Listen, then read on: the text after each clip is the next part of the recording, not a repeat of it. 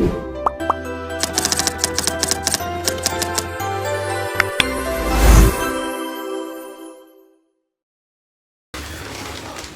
ladies and gentlemen, today I'm going to talk about using preposition in, on, and at. So, what are in, on, and at? Alright, let's take a look at this slide. Here I have a slide that shows what in, on, and at are.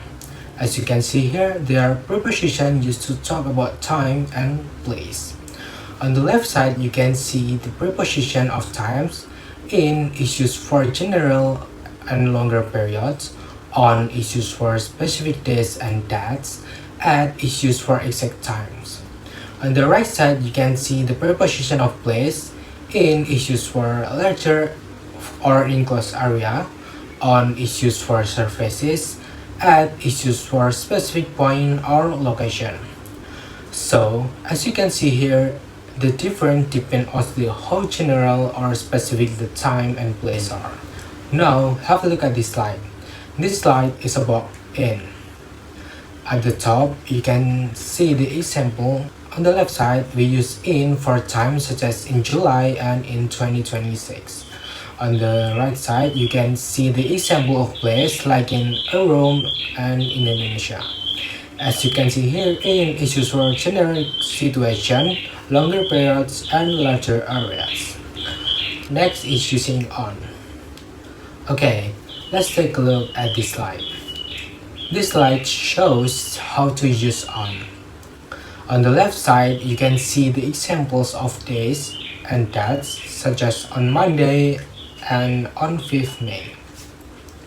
On the right side, you can see the example of surfaces like on the table, on the wall, and on the floor.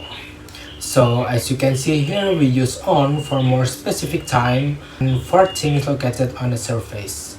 Is using at. Now have a look at this slide. This slide is explained at. On the left side, you can see the example of time like at 7 p.m. We also use it for a specific moment such as at the moment. On the right side, you can see the examples of place like at school or at home. It is clearly seen that at is used for exact time and very specific location. Okay, next we move to example comparison.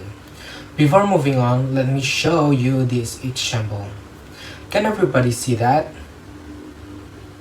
As you can see here, in the morning is general, on Monday morning is more specific, and at 7 a.m. is exact. So we choose the preposition based on the level of detail.